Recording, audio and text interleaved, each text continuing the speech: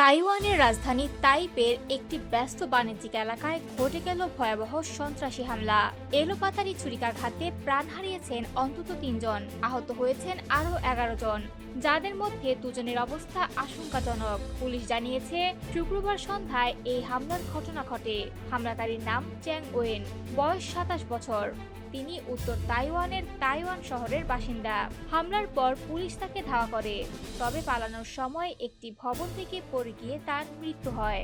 তাইওয়ানের national police এজেন্সির মহাপরিচালক চ্যাং জুংসিন জানিয়েছেন, ঘটনার পর থেকে প্রাপ্ত সব তথ্য যাচাই করে নিশ্চিত হওয়া গেছে এই হামলার সঙ্গে আর কোনো সহযোগী জড়িত ছিল না, অর্থাৎ হামলাটি এককভাবেই সংগঠিত হয়েছে।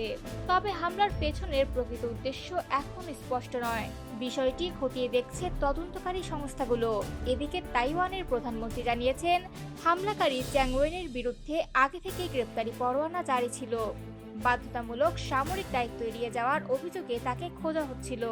স্বরাষ্ট্র মন্ত্রণালয়ের তথ্যমতে, হামলাকারী প্রথমে তাইপের প্রধান ট্রেন স্টেশনে একটি স্মোক বোমা নিক্ষেপ করেন। এতে মুহূর্তের মধ্যে এলাকায় আতঙ্ক ছড়িয়ে পড়ে।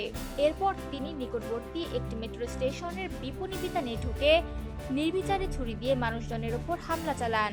শনিবার সকালে আহতদের দেখতে হাসপাতালে যান তাইওয়ানের প্রেসিডেন্ট লাই চিংতে।